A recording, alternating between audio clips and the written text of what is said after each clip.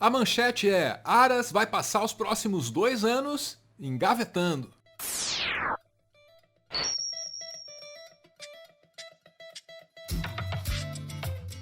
Olha, seria muito difícil mesmo superestimar o papel de um procurador-geral da República. O cara é basicamente o chefão, o final boss do Ministério Público, que é o órgão responsável por fiscalizar as ações dos 3 poderes. Então, para simplificar, se tem alguém que pode manter na linha a galera do foro privilegiado, a alta hierarquia da política, se tem alguém que pode fazer isso, esse alguém é o procurador-geral.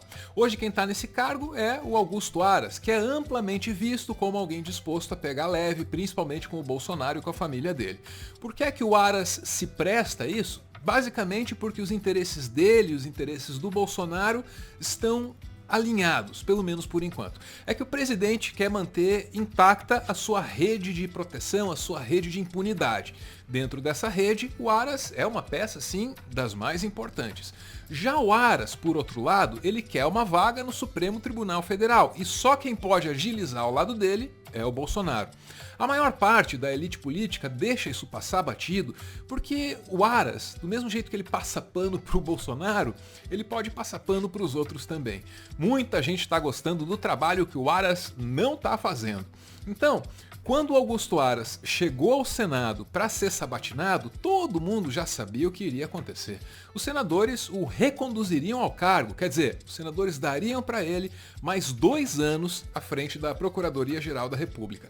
Curiosamente, o Aras já chegou ao Senado fazendo aquilo que talvez a oposição a ele devesse fazer, que é uma lista das passadas de pano dele. Ao tomar conhecimento da notícia de crime, a Procuradoria-Geral da República tem instaurado notícias de fato internamente para uma análise criteriosa antes de tomar as providências cabíveis, informando oportunamente o Poder Judiciário as suas conclusões. Esse foi o caminho, por exemplo, para apurar possível tentativa de interferência na Polícia Federal, abril de 2020. Os atos antidemocráticos, abril de 2020. Suspeitas de declarações em apologia à homofobia pelo ministro da Educação, setembro de 2020. Atuação do ministro de Saúde na pandemia, janeiro de 21.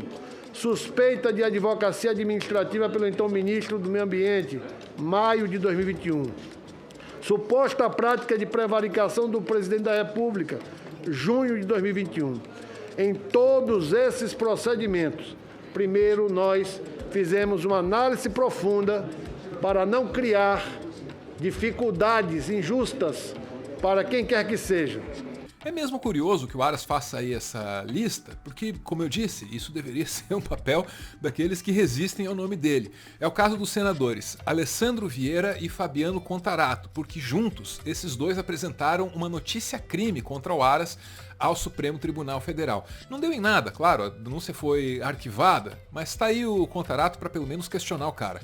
O Ministério Público exerce 2 funções. Ele é titular da ação penal pública e ele é custos legis, ele é fiscal da lei.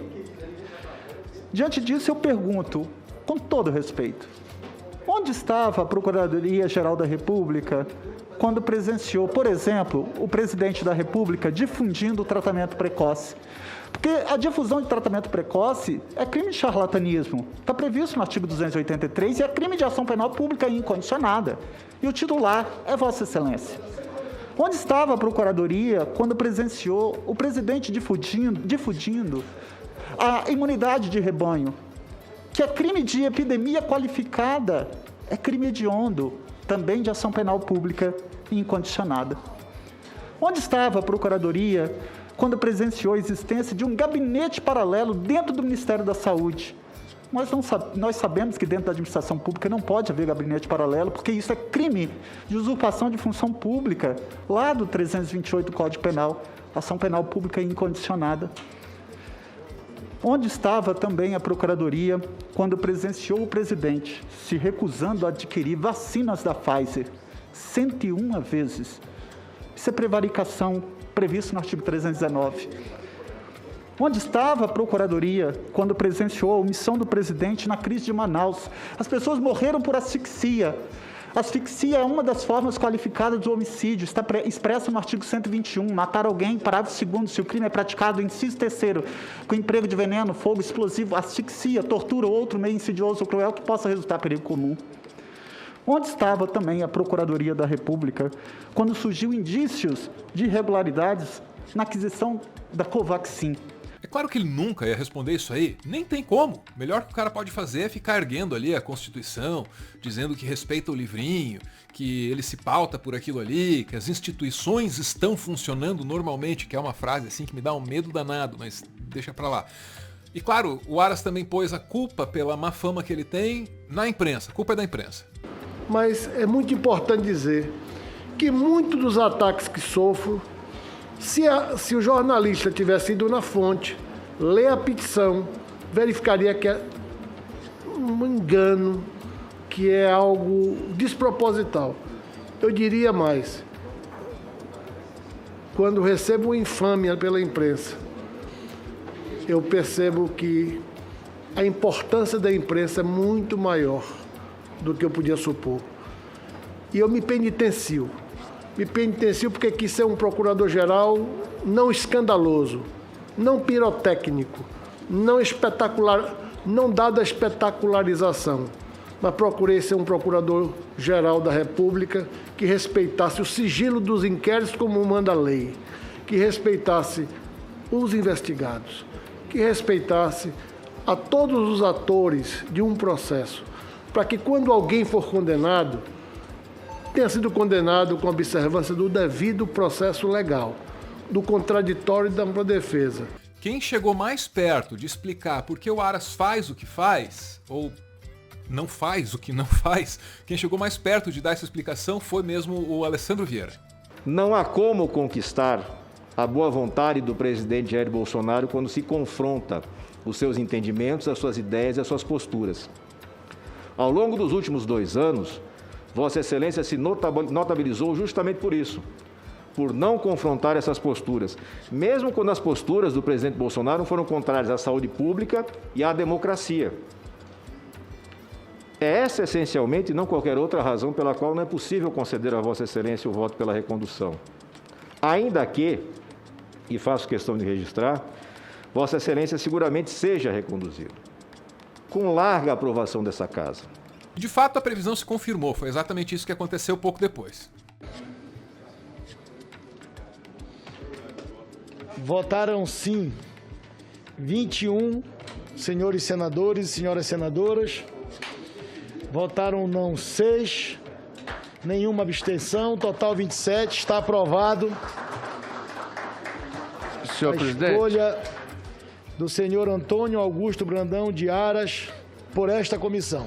Para pedir a Vossa Excelência, submetido ao plenário, o pedido de urgência coletiva para o plenário, senhor presidente. Nós subscrevemos. Como de praxe, eu acolho a manifestação de Vossas Excelências e encaminho a matéria diretamente para o plenário, para ser deliberado ainda hoje. E agora veja aí o que aconteceu no plenário pouco depois. Está encerrada a votação. Determina a Secretaria-Geral da Mesa que mostre no painel o resultado. Votaram sim 55 senadores, não 10 senadores, uma abstenção. Aprovada a indicação do senhor Antônio Augusto Brandão de Aras para ser reconduzido ao cargo de Procurador-Geral da República. A recondução do Aras à Procuradoria-Geral da República acontece num momento pra lá de delicado. Tem bolsonarista falando em explodir embaixada, tem bolsonarista falando, como sempre, em derrubar a STF, tudo no 7 de setembro. A coisa tá feia mesmo. E é isso que torna a presença do Aras na Procuradoria-Geral da República tão perigosa, tão temerária. Ouve aí o que esse cara tem a dizer sobre essas ameaças todas. É muito complexo, como a imprensa tende, ou aqui algumas vezes eu fui instado, traçar a linha divisória entre a liberdade de expressão de um chefe de poder executivo e uma outra autoridade. A mim me parece que o primeiro critério para distinguir o ato político, a retórica política do discurso jurídico é a repercussão. Porque no direito, Um fato jurídico é aquele que é emanado da vontade consciente de alguém e que produz efeitos na órbita jurídica. Isso é uma noção geral, é um conceito bem geral. Então, se a retórica política atinge o patrimônio subjetivo jurídico de alguém, aí entramos no direito. Fora disso, isso é retórica política. Eu vou dar um exemplo a Vossa Excelência. Várias perguntas foram feitas aqui para acabar sobre o que é que eu achava sobre ameaças ao sistema, à institucionalidade e tal. Olha, nós só podemos medir qualquer tipo de ameaça, nós só podemos medir a retórica ou o discurso jurídico se nós dermos concreção a esse discurso. Fora disso, nós não temos como fazê-lo. Deu para entender? A não ser que as ameaças se concretizem, ele não pode fazer nada. Ou seja, o Aras continua comprometido a não fazer absolutamente nada até que seja tarde demais. Olha, se é mesmo uma vaga na Suprema Corte que esse cara quer, se é isso que ele quer, será que ele não deveria pelo menos garantir que a Suprema Corte continue existindo? Para continuar fazendo conteúdo e quem sabe expandir o projeto, o Meteoro depende de contribuições. A chave Pix do canal é essa aí, pixmeteoro@gmail.com. Você pode ajudar, mas claro, só se você quiser. Muito obrigada por ver esse vídeo até o final.